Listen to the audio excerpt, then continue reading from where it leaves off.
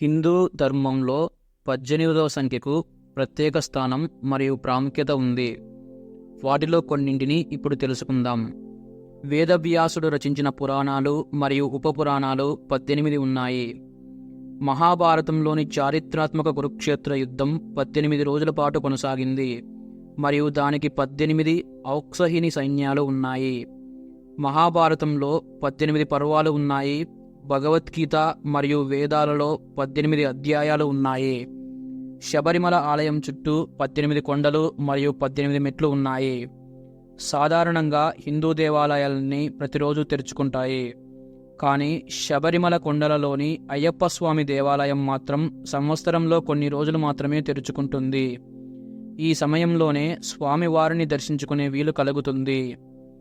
ఆలయం తెరుచుకున్న సమయంలో శబరిమల కొండలన్నీ అయ్యప్ప నామస్మరణంతో మారుమోగుతాయి.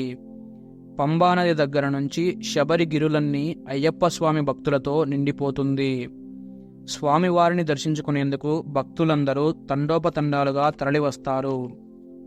ఈ ఆలయానికి చేరుకున్న వారిలో కేవలం అయ్యప్ప స్వామి మాల వేసి ఇరుముడితో వచ్చే వారికి మాత్రమే ఈ 18 స్వర్ణ మెట్లపై నుంచి వెళ్లేందుకు అనుమతిస్తారు. సాధారణ భక్తులకు ఈ మెట్లపై అనుమతించరు. ఈ సందర్భంగా ఎందుకని అయ్యప్ప స్వామి ఆలయంలో 18 మెట్లే ఉన్నాయి? స్వామివారికి ఈ 18 బంగారం మెట్లకు ఉన్న సంబంధం ఏంటి? ఆ మెట్ల వెనుక ఉన్న రహస్యాలేంటి? ఒక్కో మెట్టుకు ఉన్న ప్రత్యేకతలేంటనే ఆసక్తికరమైన విషయాలను ఇప్పుడు తెలుసుకుందాం. అయ్యప్ప స్వామి ఆలయంలో ఉన్న 18 స్వర్ణ మెట్లను పదునెట్టాంబడి అంటారు. ఈ సోపానాల మీదుగా వెళ్లేందుకు ప్రతి ఒక్కరూ అయ్యప్పమాలను విధిగా 41 రోజుల పాటు ధరించి మండల దీక్ష చేపట్టి ఇరుముడిని తలపై పెట్టుకుని రావాలి. పురాణాల ప్రకారం అయ్యప్ప స్వామి శబరిలో నివాసం ఉండేందుకు 4 వేదాలు, 2 శాస్త్రాలు, అష్టదిక్పాలకులు, విద్య, అవిద్య, జ్ఞానం అనే దేవతా రూపాలు 18 మెట్లుగా మారారు. అప్పుడు అయ్యప్ప స్వామివారు ఒక్కో మెట్టుపై ఒక్కో అడుగేస్తూ తన స్థానాన్ని అధిష్ఠించారు.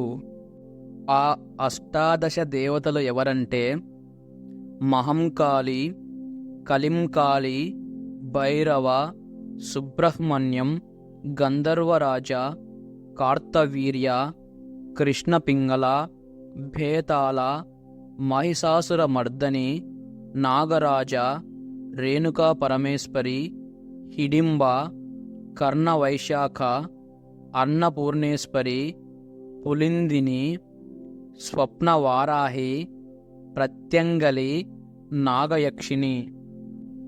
ఈ 18 మెట్లలో తొలి 5 మెట్లను పంచేంద్రియాలుగా పరిగణిస్తారు.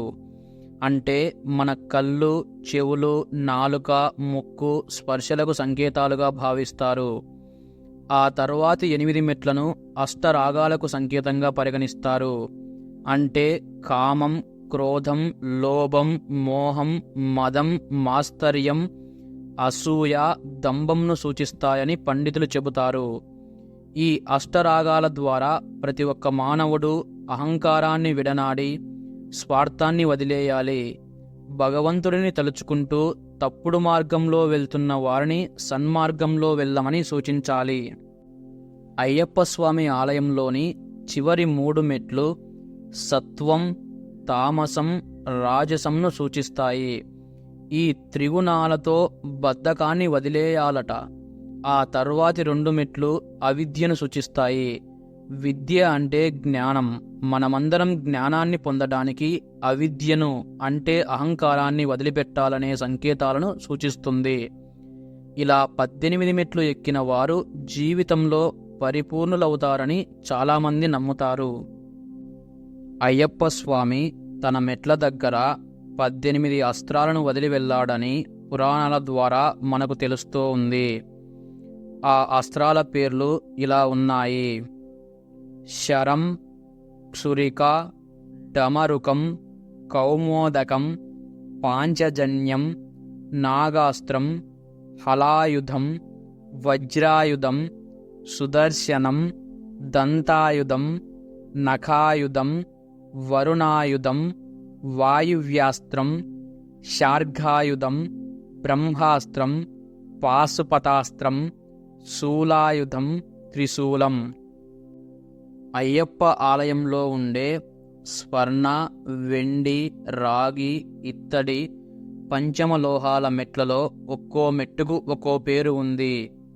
అవి ఆనిమ, లఘిమ, మహిమ, ఈశ్వత, వశ్యత, ప్రాకామ్య, బుద్ధి, ఇచ్ఛ, ప్రాప్తి, సర్వకామ, సర్వసంపత్కర, సర్వప్రియకర, సర్వమంగళాకార, సర్వదుఃఖ విమోచన, సర్వమృత్యు ప్రశమన, సర్వవిఘ్న నివారణ, సర్వాంగ సుందర, సర్వ సౌభాగ్యదాయక. అయ్యప్ప స్వామి ఆలయాన్ని చేరుకోవాలన్నా కూడా 18 కొండలను దాటాల్సి ఉంటుంది. అంటే అయ్యప్ప స్వామి 18 కొండలను దాటొచ్చిన వారికి తన దర్శన భాగ్యం ఇవ్వనున్నారు. ఆ 18 కొండల పేర్లేందో ఇప్పుడు తెలుసుకుందాం. 1 పొన్నాంబలమేడు, 2 గౌదవమల, 3 నాగమల, 4 సుందరమల, 5 చిట్టంబలమల, 6 దైలాదుమల, 7 శ్రీపాదమల, 8 కలిగమల, 9 మాతంగమల, 10 దేవరమల, 11 నీల్కల్మల, 12 దాలప్పార్మల, 13 నీలిమల, 14 కరిమల, 15 పుత్తిసేరిమల, 16 కాలైకట్టిమల, 17 ఇంజప్పారమల, 18 శబరిమల. ఈ వీడియో మీకు నచ్చినట్లయితే నా ఛానల్ని సబ్స్క్రైబ్ చేసుకోండి. లైక్, షేర్, కామెంట్ చేయండి.